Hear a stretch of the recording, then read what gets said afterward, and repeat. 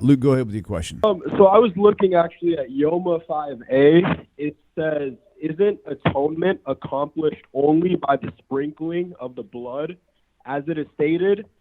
For it is the blood that makes atonement by reason of the life, Leviticus 17:11. And then there's also in Zebubim 6a and Menahot 93b. It states that there's no atonement without the blood. And then there's also in the Bible itself a few examples of offerings for intentional sin is Leviticus 6:1-7. My question is that if you're saying that that sacrifices are meaningless, how come this is saying that? Brilliant question. Thank you so much for sharing. All right, thanks. Luke. Go ahead and hang up, and we'll just tune in for your answer. Here we go. So Luke's asking a very interesting question. Tractate Yoma, a tractate in the Talmud dedicated to Yom Kippur, we find that, in fact, without the proper sprinkling of the blood, there's no atonement. So the question he's asking is, how does that work out? We find in the Jewish scriptures, as I've mentioned, in Hosea chapter 6, verse 6, in Micah chapter 6, verse 6 through 8, in Jeremiah chapter 7. When you went out of Egypt, when did I talk to you about sacrificing offerings? Not only that, King David of blessed memory in Psalm chapter 40, verse 6 and 7, or 7 and 8 in the Christian Bible, says, sacrificing offerings you do not desire. Oznayim korisali, but my ears you have opened. Now, King David had good reason to say that because, after all, Hashem forgave his sin, and he didn't bring any sacrifices at all. What is the Talmud referring to? What is the context of the Talmud? If you quote a passage, my guess is that you weren't just studying the Talmud and happened to fall on these passages, but they're on some website. People who actually study the Talmud would never have this question.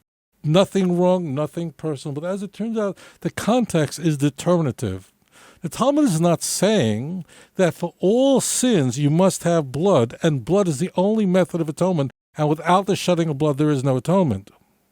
The Talmud is addressing a completely different issue in context. When a blood offering is used, is prescribed, for example, in Leviticus chapter 4, 5 and 6, or most germane to Tractate Yoma, Leviticus chapter 16, the offerings that were brought on Yom Kippur. The question is, what happens if the offering was not properly carried out, if an error was made in the sacrifice? Because as it turns out, the Korban Chatos, the sin offering, that's a sin that was committed for a sin committed unintentionally. For instance, the Kohanim, the priests, had to bring that on Yom Kippur. It's the first sacrifices that are mentioned in Leviticus 16. But invariably, during the course of a year, priests who were charged with maintaining the sanctity and sterility of the Temple Mount, so invariably they made mistakes. People were allowed onto the Temple Mount who weren't pure. So they had to bring a Korban Chatos. This was not an offering for intentional sins. But the key is the following. When you bring a sin offering, a Korban Chatos, an example, or Leviticus 16:16, this is a special offering of the goat specifically to atone for the sanctuary. It literally says, to atone for the sanctuary. That's how it opens. That means for those people who committed the sin of bringing an offering during the year in a state of impurity, either intentionally or unintentionally. Very unique. I don't want to go off track. I want to stay focused. If you ask me why later, I'll explain why that would work. It's brilliant, but I can't go into it now. Let's stay focused. So now you have to bring the Korban Chatos or Korban Oshim. So the question is, what happens? The Talmud is addressing what happens if it's not done properly, if you didn't follow all the procedures properly. So as it turns out, there were many parts of the ritual of bring a offering to Hashem. The Talmud is then saying the part which, if there is any mistake made or not done properly or not done at all, the whole offering is worthless and you have to bring another one.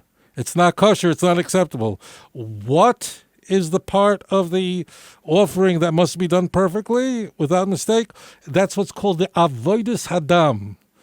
The avodas hadam means that the part of slaughtering the animal has to be done properly. The collecting of the blood has to be done properly. The carrying of the blood to the altar has to be done properly. And the sprinkling of the blood in the altar has to be done properly. And if any mistake was made during those procedures, the whole offering was canceled completely. Now, why? I'll do a 60-second version of that. We can eat meat of an animal that's slaughtered properly. If it's kosher, we make a bracha, you didn't steal the food, and it won't affect our neshama. However, listen carefully, we cannot process the blood. Can't process blood.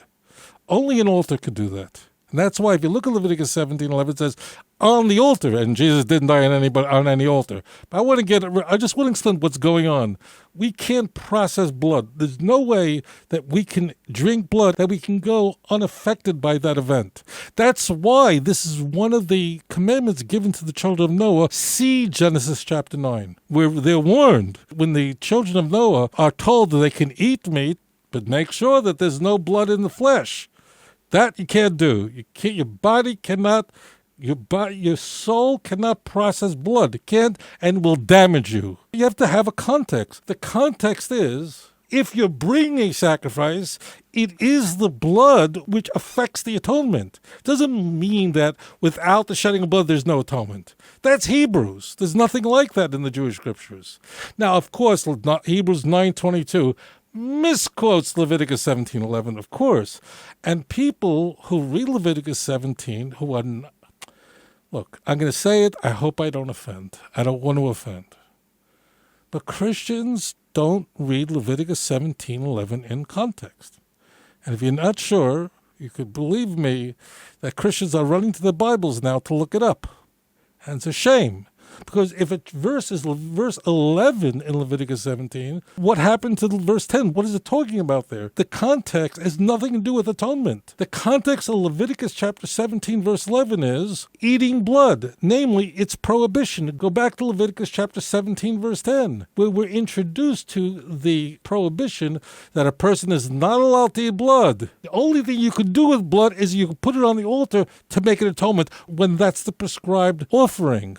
So the text is not saying that without the shedding of blood there's no atonement. Now, yes, of course, if you take a text in the Talmud and you rip it out of context, well, of course you would think that. That means if you strip the context away, you're in huge trouble. I cover this extensively in Volume 1 of Let's Get Biblical. The context is that when the prescription for sin is an offering, and there are many such sacrifices, there's a korban oila, which is a voluntary sacrifice offering for sin. So in that context, when you bring the korban chatos, the sin offering, the korban oshem, the guilt offering, difference, the guilt offering is brought by someone who recognized they sinned, they were not caught sinning, and they voluntarily come forward and say, I did a mistake, so that person's able to bring an offering. A thief was caught, there's no offering, he just pays it double. In the context of the Yom Kippur sacrifice, Leviticus 16, if other elements, let's say the smicha, I'm not going to go into all the Jewish blood offerings, other parts of the offering are not performed properly, the offering still is efficacious. However, when it comes to avodas hadam, which all leads up to the sprinkling of blood on the altar, if that is not done properly, with the proper kavanah, with the proper intent, so in the sacrifice, then there's no atonement. It doesn't work if the avodas hadam, which means the I have to translate that in my head, that aspect of the offering which pertains to the blood is not brought properly. It doesn't say there that you could bring sacrifice for all kinds of sin. Without the shedding of blood, there's no offering. There's no atonement, as it says in Hebrews 9:22. So you have to read the context. Without context, the person is drowning. Anyways, I thank you, Luke, for your very thoughtful question. אדון עולם אשר מלך בטרם כל יציר נברא